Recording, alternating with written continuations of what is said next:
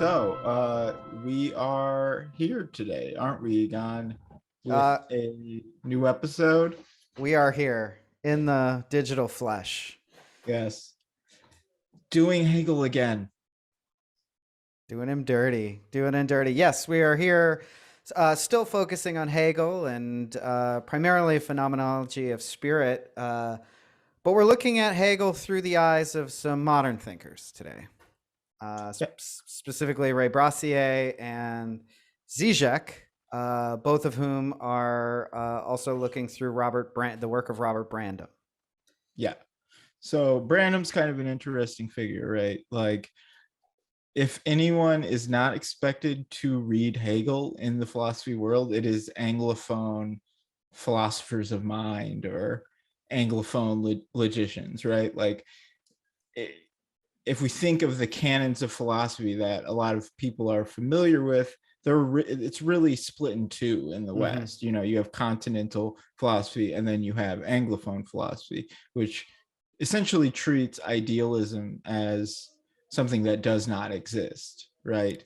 And And fundamentally doesn't make sense too, yeah, right? Like yeah, its embrace of contradictions is problematic for the yeah. Well, Anglophones. there is this basic problem of the law of identity, right? Right. And they do not believe in the law of non-contradiction. So these are things that are brought into question by Hegel, and which we've gone over in the last couple episodes. But it's like so intense that they don't.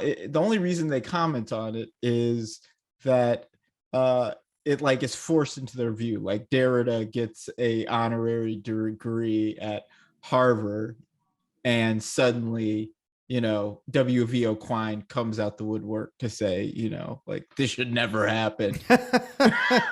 So You the fact Frenchy yeah, bastards. so the fact that Brandom is taking Hegel seriously is kind of novel, you know and this isn't to say that there aren't other figures like this. Robert Pippin comes to mind, but Yeah, that's what I was thinking of too. yeah, but Brandom is doing something very specific. He is doing what he calls a renormalization of Hegel, which is kind of weird sounding. Like, why does something need to be renormalized? But it has interesting ideas, right?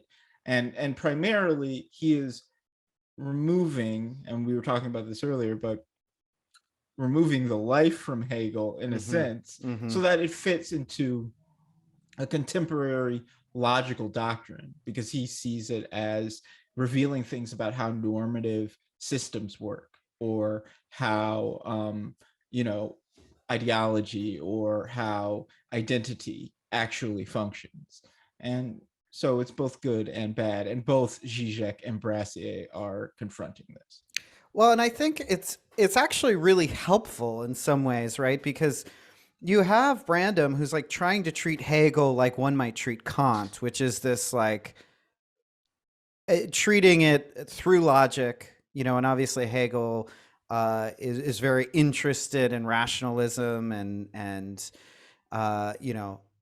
it kind of holds it up to the highest degree of consciousness. So it makes sense to look at his work this way. But I think really what it does is it provides a wonderful foil to see how Hegel, in some ways, gave birth to the modern. Right? Yes. Hegel, in many ways, kind of stands at this precipice where, he's an Enlightenment thinker through and through. There's no denying that. But his program really kind of presupposes all of modernity, and in a very real way, through him we get thinkers like Freud and Nietzsche and Lacan, and it's really important to both see how a very dead reading of Hegel functions versus one that's more rooted in the kind of contemporary moment, and particularly how Hegel is seen through the parallax of Marx, right? Yes, absolutely. Because with Brandom, you're not getting that. No. He is trying his best to reconcile the paradox that's fundamental to Hegel, not in a way that disproves Hegel or that he's not trying to kill Hegel or de-liven it, but he's trying to reconcile what he sees as problems in Hegel's thought. And, I think for any thinker, it's good to be aware of and acknowledge and critique moments of paradox and moments of contradiction, and analyze what this means from all points of view. Yeah. And but what it makes it very unique for any philosopher or thinker or theorist, as we'll come to discuss these terms later, confronting Hegel, is that with contradictions so tightly held to the basic doctrine of Hegel's philosophy, the idea of critiquing the paradoxes within Hegel brings on this other layer of philosophical fascination. And Yeah. that's precisely where like Hegel or Zizek's thinking on Hegel and his critique of Brandom's reading of Hegel, where the energy comes from, is that in those paradoxes are actually the core of what Hegel's thought is. What makes him different from any other logician or from his precursor Kant. Brandom really has like two major claims within this essay, within his book. And one of them concerns identity, right? Yes. How Hegel's concept of identity is described. And then the second notion that Brandom is trying to contend with is this idea of normative structures, right? And how do groups of people relate and create normative systems of belief and law, etc., right? And this becomes a concern both for Brassier and Zizek in different regards. And it's interesting how they take them in two directions. But for Brandom, he is specifically removing like this strange sort of ephemeral element of human thought that Hegel is identifying in what he calls alienation. And so you can see these specific areas in identity, in reducing identity to the series of thoughts, right, that do not extend outside of the human mind. And then in the case of normativity, to a structure of understanding norms and activity that never leaves the predetermined structure of human thinking that bothers Zizek, right? Right. Well, And it's almost a very like structuralist approach that he takes in some ways, because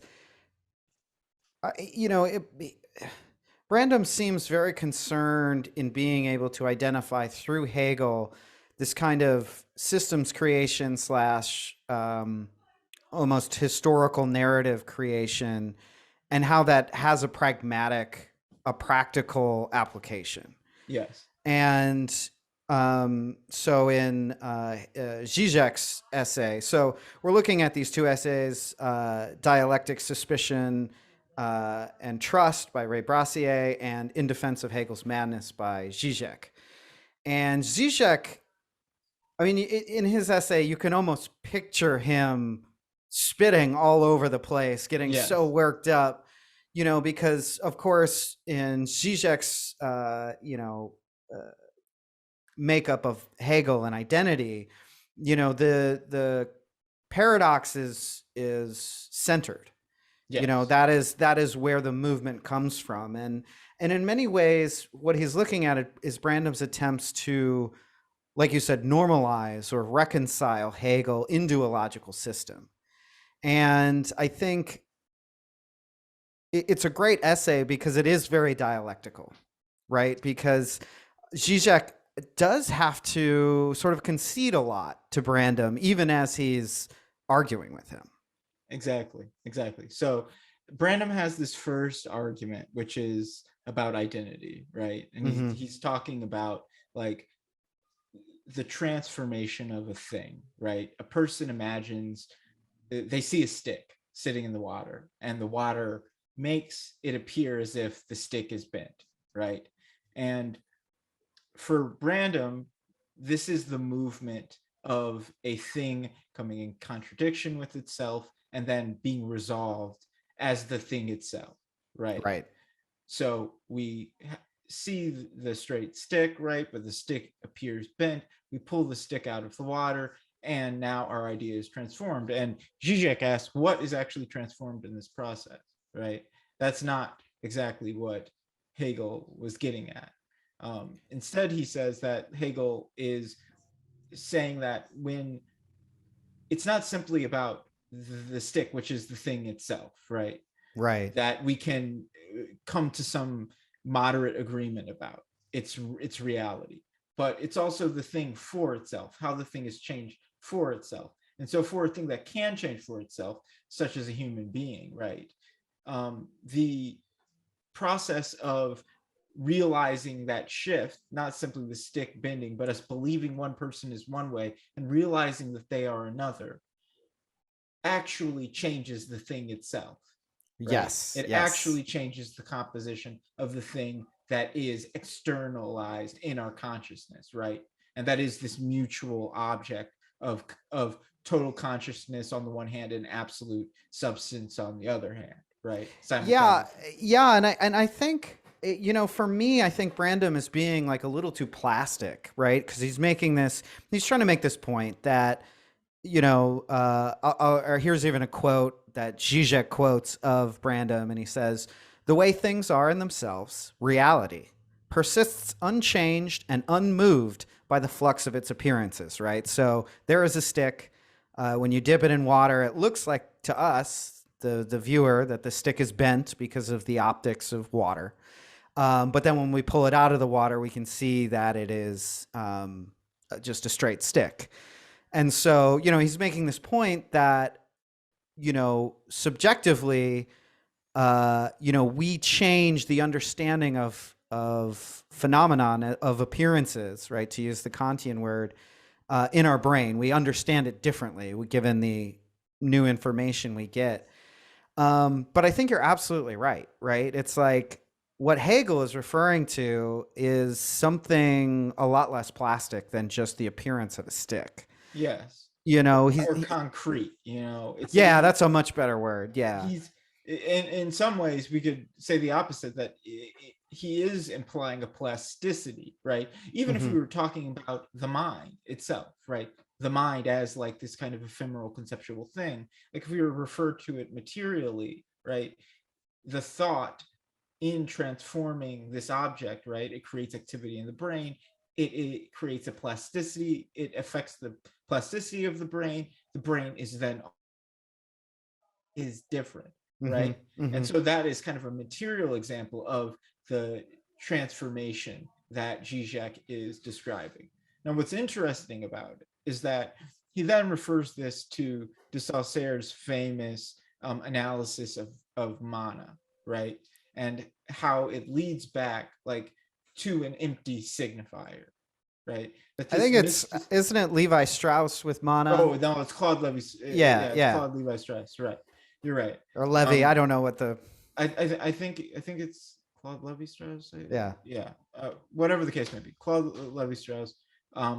He a follower of Saussure, right? Saussure is considered the father of French semiotics, right? Yes. And Yes. by and large, the father of semiotics. You can talk about Charles Peirce, but um, for Strauss, Strauss is identifying this transformation of use of the word mana, right?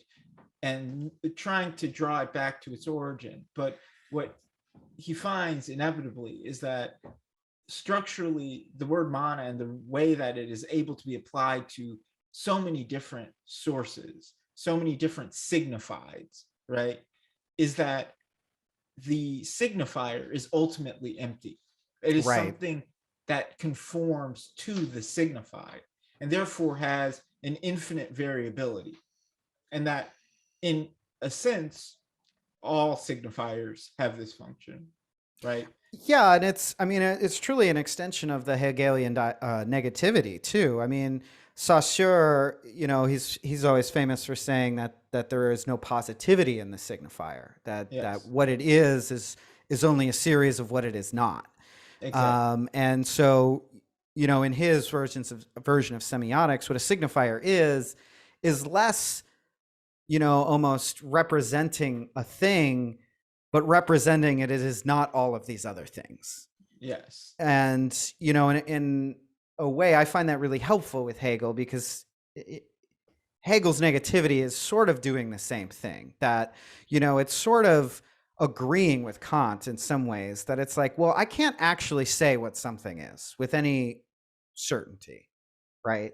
And so really what we are saying is that it is not all of these other things, and we can sort of make a concept surrounding that, right? And and I think this is where Zizek comes in when we're using the stick example that Brandom gives us. For Zizek, well, that's part of a dialectical process, and he's more interested in that contradiction, that the stick can be both straight and bent to our perception, and that dialectically the real is somewhere in that contradiction, that Yes. reality can somehow express to us both without changing anything. Yes. Or while being absolutely transformed. Right. And what's very fascinating about the aspect of the signifier, of the differentiality of the signifier, is it can be represented in two ways. On the one hand, the way you did, it is not everything else, but also that it is not itself, right? That it, in time, every iteration of the signifier, right, each copy of the signifier cannot be the same because it is always becoming. That is Right. another aspect of this dialectic, which Brandom is sort of reducing, right?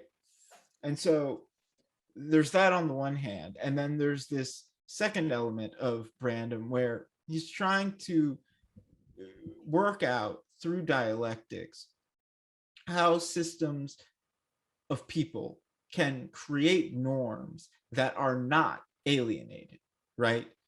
And in this case, we can probably refer to alienation in the Marxian sense, right? Mm-hmm. That Mm-hmm.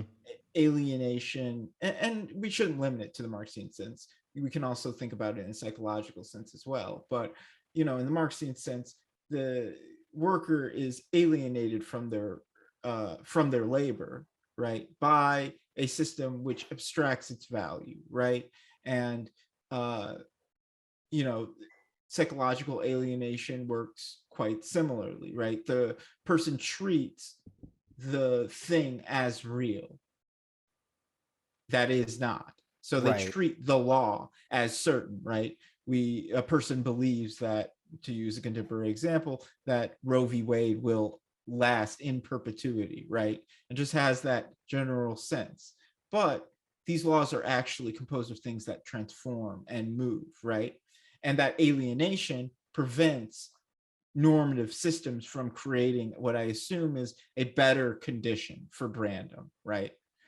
And Zizek kind of replies, no, what Hegel is saying is that the alienation is internal to the system itself, right? That it is part of the structure of the system. And the way that we get past alienation, or to move forward with alienation in mind, is to understand its intrinsicness to the structure of thinking, right? And in a weird way, accepting it. I Yes. mean, and of course gets to that like annoying side of Zizek, where it's like, actually the most radical thing to do is the like nothing liberal stance, Yes. this sort of like embrace of the contradiction, and that. And as much as I hate to admit it, I don't think Zizek is really wrong about, which is this, the only way forward, quote unquote, is through it. That the more you try and pick out a side of this paradox, the more you're actually stuck in it. And um, and so Zizek, when he sees this stuff, he's like, no, this is paramount to this is everything against what he understands about Hegel, which is, that as far as what alienation is, it's a actually uh, not a symptom of the paradox, but it is part of why the society seems paradoxical. And that somehow it's like almost in the Eastern sense, it's like you need to accept alienation to become unalienated. Yes, You yes, know, exactly. Like, uh, if you understand that there is always this division, this empty space between your imagination of what is reality and what is actually real, right? This gap that Lacan would describe, that space of alienation as well, then you can understand thought in general, right? You Mm-hmm. can have a Mm-hmm. better understanding of the way that we should approach things, because you always understand that there is going to be a failure, that there is going to be a negativity, there's going to be a way in which thought does not equal reality, right? And that's kind of, again, this figure of the empty signifier returning. Yeah. But at the same time, there is what you say in it. There is that kind of um, this aspect of Zizek in his pessimism that he fully acknowledges, because this is in his most recent book on Hegel, Less Than Zero. Much of this is written in a far fuller way, because it's a 900-page book or whatever. But at the end of it, his conclusion is that, inevitably, what do we need? We need It's a a big book. group.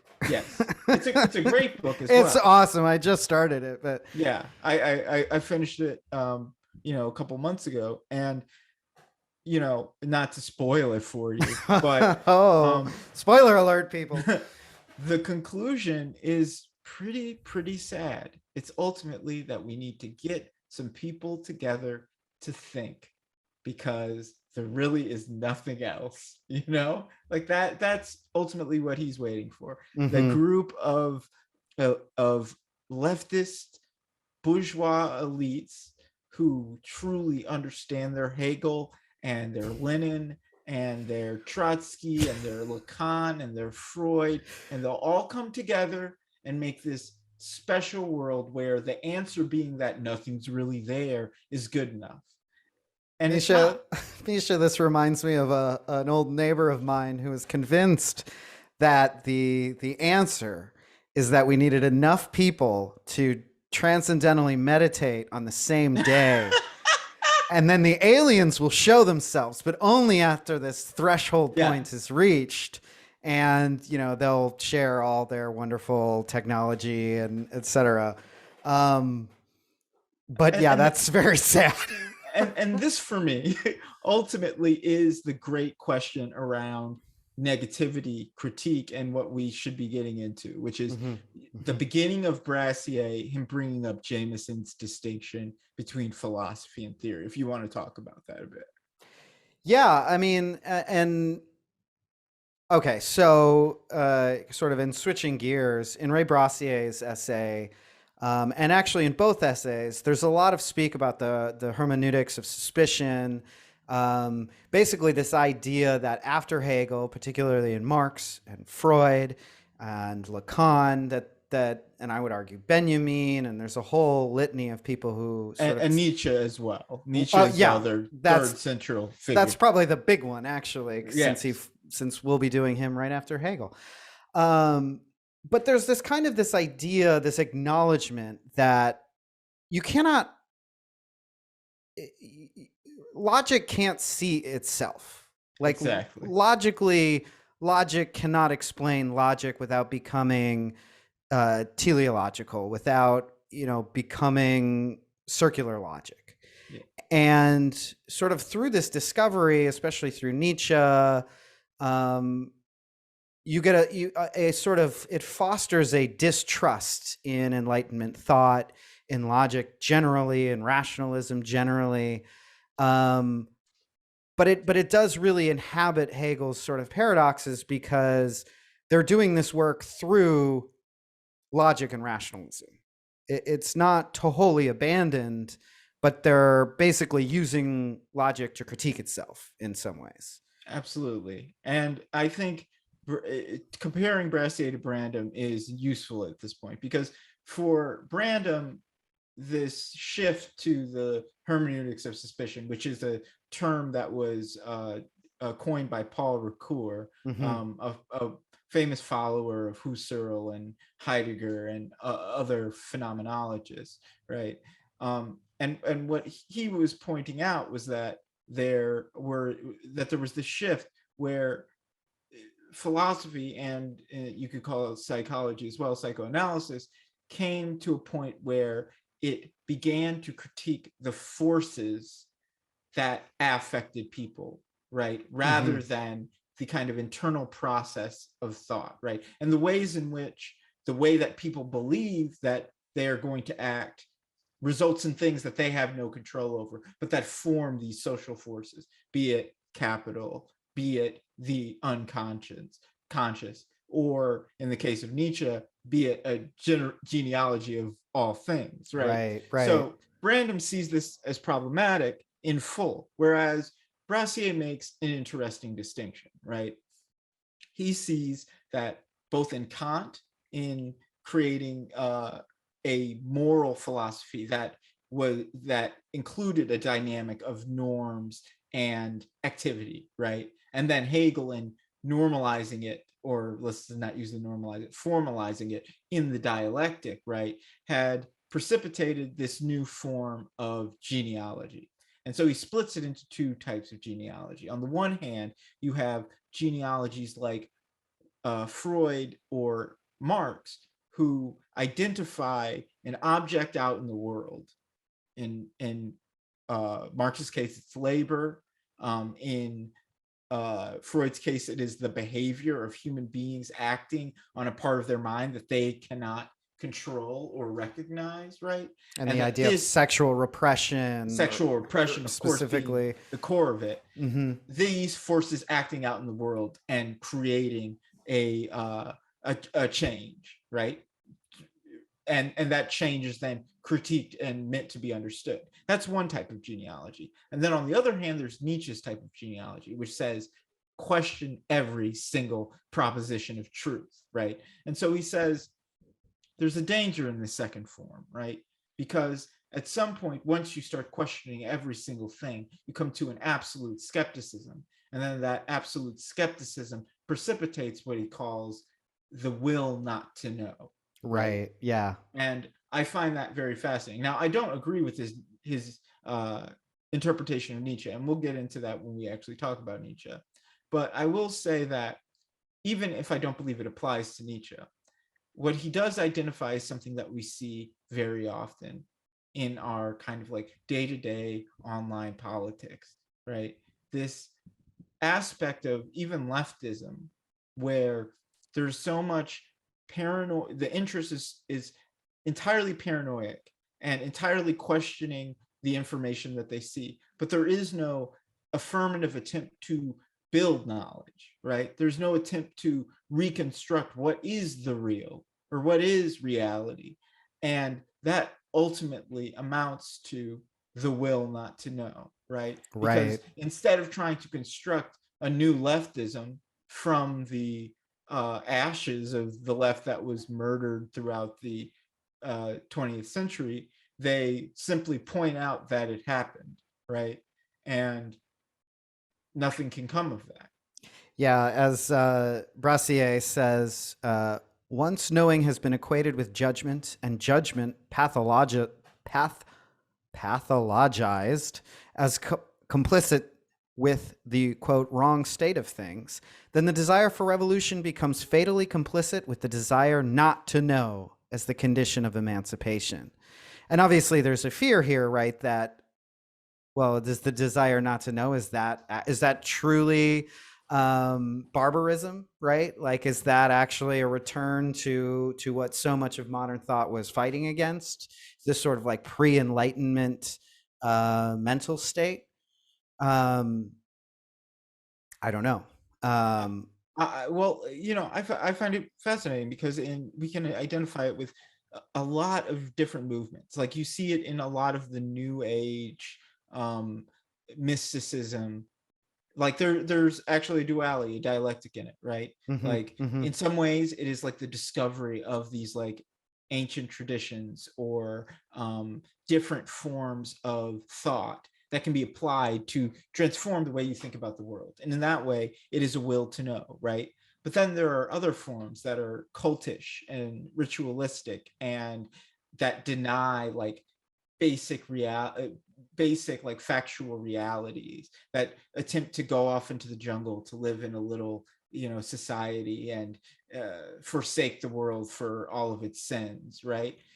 And on that side, that is an active will not to know in a Yeah. very, very true and tangible way. Well, that is, it's the danger of identity, right? I mean, I know we're kind of talking about the left, but you can see it very clearly in the right, where, Yes, a goes lot without of saying. sort of, yeah, I mean, but like a lot of MAGA, I mean, crazy people, QAnon. their identity has been built around these fundamental principles that are, coming into question in every sort of way you approach it in society right now. That the defense is to just shut down, Yes. and of course the left for years we've been trying to logically, appeal to their rationality.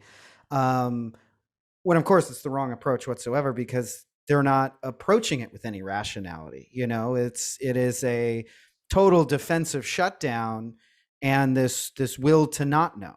and um and in response to that, I would argue, and this will be my last comment on this specific note, yeah. is that the left, in its not being able to conform to this reality and alter itself, is also the will not to know. Is really what I'm Exactly. trying to identify. Yeah. And this the hermeneutics, or the like interpretation of suspicion, is clear as day in the left, whether it's the, sort of final days of the Soviet bloc and the kind of self-policing that they were able to sort of volunteer out of their citizens.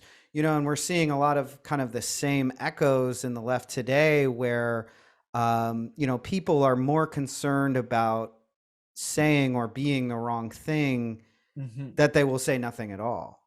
Yeah. Um, And and in this regard, you can see Zizek's big other, right? hmm Because what hmm he says about this Hegelian alienation that is part of the structure of the human mind is that it is the big other, and in the big other, he's borrowing a phrase from Lacan, which you can take to mean that since in the mind that there is the state, it's not simply that there are institutions and people that act as the state, but there is a concept within our mind that embodies all of those things and more, right? That occupies a part of thought and influences us to do this or to do that, you know. right, yeah, I mean, like um the perfect example, like Aldous Huxley's Big Brother in 1984, right? It's not my state, it's the state.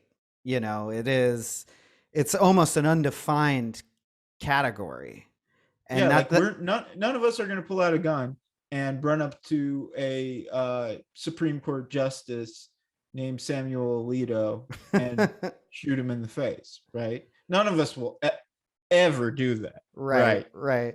Because there's a big other there, because we were like, oh shit, like the state's going to come down on me and I'm going to go to jail forever, right? And that's before we act, right? The police may have no idea that we're planning to shoot Justice Alito in the face. Sorry. We are not. Sorry, We are YouTube. not Google. We are we're not. not. We're not doing this. We're not doing it, Amazon. We're not doing it. All the big brothers. Maybe in our mind, but And yes, this is um, just a demonstrative point, nonetheless. yeah, But yes, exactly. We see Amazon listening to us, even if they're not there. We imagine the Alexa like turning on as soon as I said shoot Justice Alito, if it is or not. yeah. I can hear Alexa right now. I am calling the FBI. Fuck, dude. God damn it. Alexa, No. don't snitch on me, bro. Come on.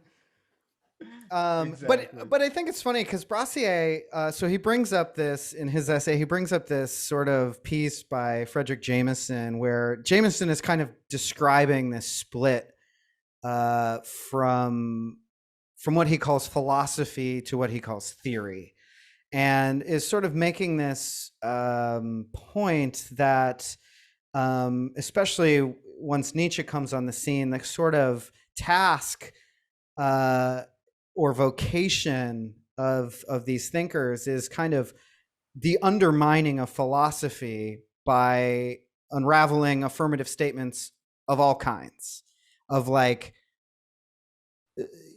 it's like almost like a dialectical extreme, like Yes. finding the falseness in every true statement. And for Jameson, what that does, the positive of that is that we're freed from this kind of, almost Aristotelian sort of philosophy, this ancient Greek whole system philosophy, that there's some key, uh, you know, truth that will Yes. unlock everything. That there's Which this ritual object that we finally that we constantly see filling various gaps in various lives and institutions. You can find it by any name, by God, by the other, by immigrants, by mm-hmm, like mm-hmm. people have them all over the place, and there's so many that you can't even list them all, right? But they that this can be escaped by diving into the dialectic, right? By diving into a true theoretical position where you will never accept a stabilized system of truth, right? Right. And I mean, if you hearken back to we did those like episodes on dialectics proper as sort of like a primer before we fully hopped into Hegel. But this is where you see that notion expressed that, and I think in some ways what Jameson is trying to get at actually is that the dialectics as a process can never be a system, because in Yes. it, and this is what Zizek would argue, is that as soon as you change your perspective to sort of uh, reunify or to uh, realize a certain paradox, Reconcile reconcile, thank is you, um, you've not just fundamentally changed your perception or your the appearances that the way you understand them, but you've actually changed the real itself. yes. And which is just a kind of a long-winded way of saying that the work is never done, because as Yeah. soon as we find ourselves on the other side of a problem, we only know we're there because we're presented with a new problem, a new contradiction, a new paradox, and that I think Hegel would say that that real objects, in Hegel's language, right, the real, the absolute, never fits their notion, that they're Yeah. always at odds with one another. And once we change our understanding of an object to fit its notion, we realize that our notion of the object has also changed as well. Yes. And so by changing our understanding of that appearance is, it still never matches the notion, because in internalizing that paradox, we've actually changed, the notion, or and this is sort of a false comparison, but like a form in Plato's idea, we've changed that's now different. Um, Um and ultimately, like, you see that consistently, whether it's Brandom, whether it's Jameson, whether it's Brassier, whether it's Zizek, that there is that element that is consistent, right? That what is necessary is this dynamics and reciprocity between like norms and activity, right? mm-hmm, mm-hmm. Between the affirmative and the negative side of the dialectic, right? And that centers all of them.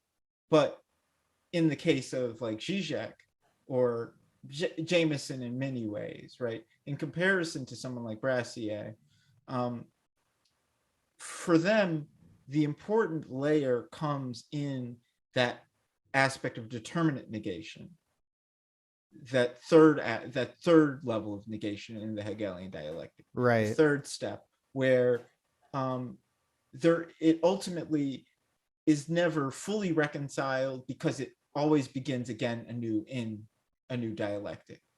And ultimately, that leads to a sort of negative resolution of knowledge. And as a philosophical proposition or as a theoretical proposition, in the case of Jameson's argument, it is something that is empty in itself, right? It's ultimately formal.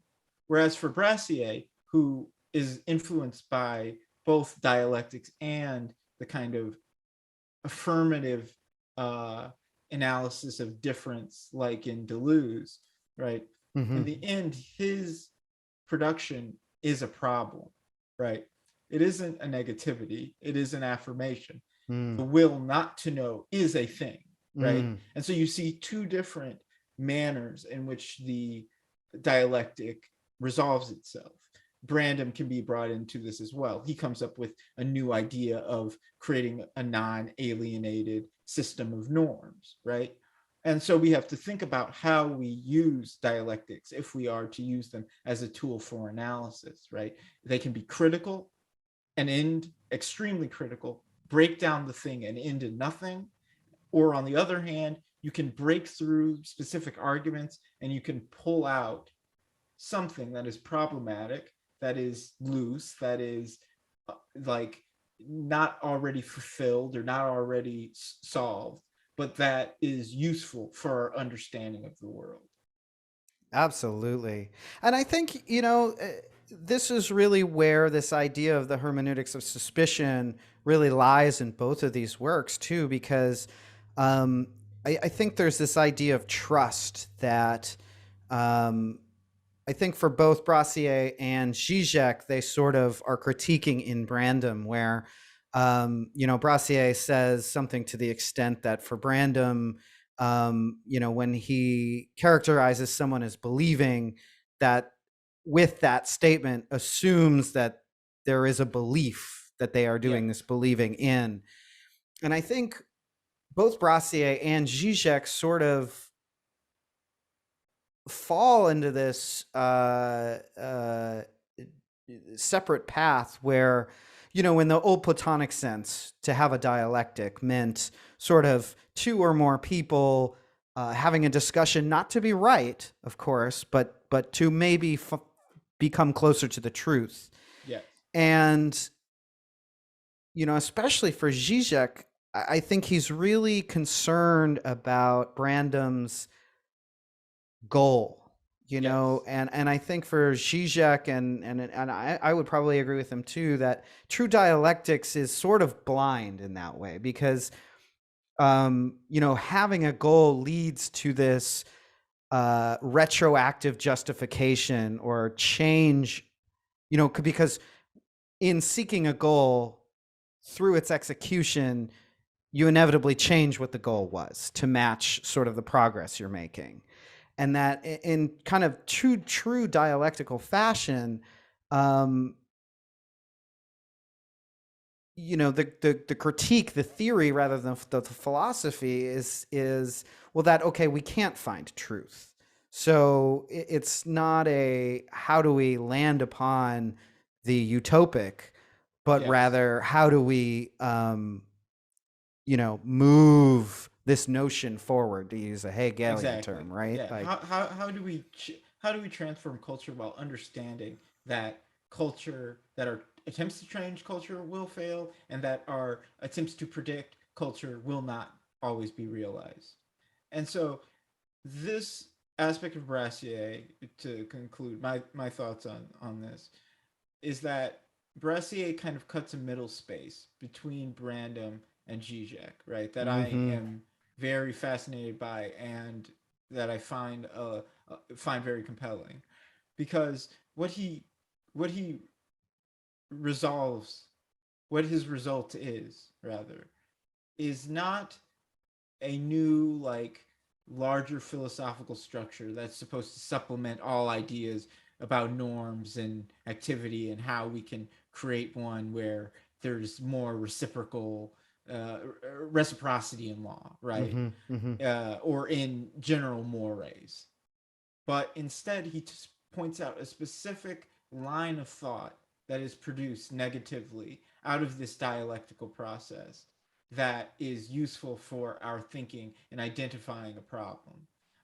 And where Zizek identifies something that maybe we need to do, think better, think more, find some reconciliation between the alienation that is within us and our alienated culture with the emptiness that's inside of us and the Right. person we're trying to make, right? Like it's very powerful, but it's less tactile.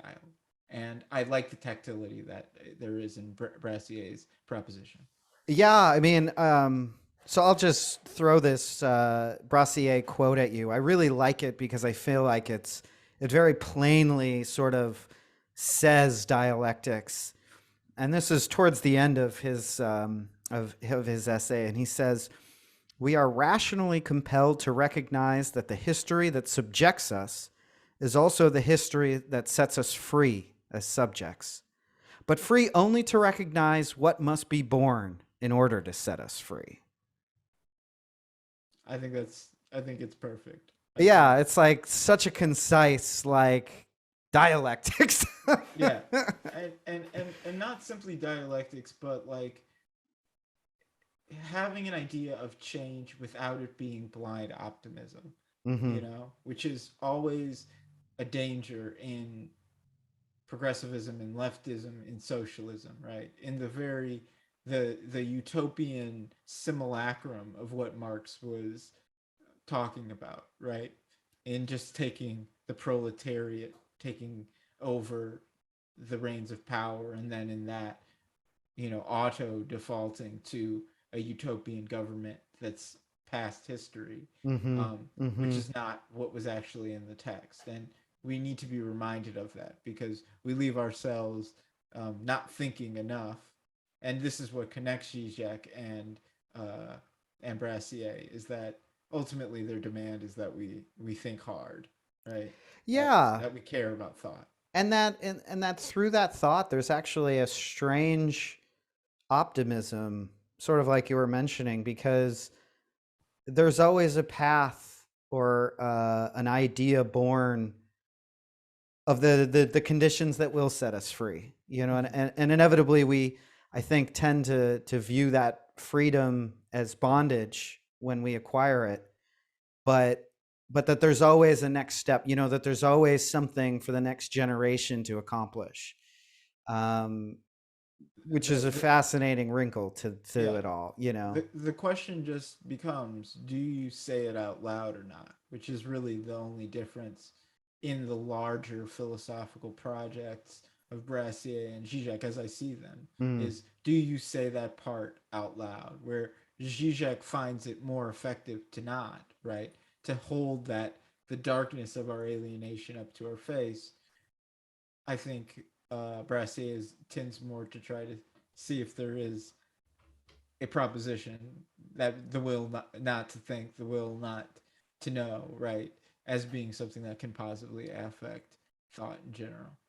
Yeah, dude, Zizek sometimes reminds me of like that sports fan who like will refuse to say that we're going to win because as soon as that's uttered, they will lose. You know what I mean? Yes. Like, um, and maybe it's a funny comparison because it's such superstition. Yes. And Brassier does give us a very nice, sort of calm collectedness to that approach. Absolutely. So, So, I think the next time that we're going to be getting together, we are going to have our last episode on Hegel, right? yeah. We're going to get into really what he means by the absolute and some of his wider dialectical ideas on culture and how institutions are formed, and then that will allow us to get into probably the poster boy of suspicion, one of the people who influenced me to read any of this at all, Nietzsche. So that's going to be Otherwise known as exciting. the man with the coolest mustache. Yeah, the man who got kicked by a horse. Oh, beautiful. Well, thank you guys. Thank you, everybody, for tuning in. We are Text the Matter. I'm Egon, I'm Misha. and you can find us all over the web. Our YouTube channel is a new brand. We've got Facebook and Instagram. You can go over to Patreon at Text of the Matter and give us money, because that's Yeah, we got cool. some goodies that we're going to be coming out for you as well. Yes, that's true. They are Looking not forward to here that. yet, but we've got some stickers in production. So definitely keep your eye on the Patreon page because when you do join, and even if you are already joined, because we do have some supporters already, we got some fun stickers for you and other goofy stuff in the works. So, Thank bam. you. Yeah. We Uh, love you, Hegel. we love you too, Hegel. All right. Good night, guys. Good night.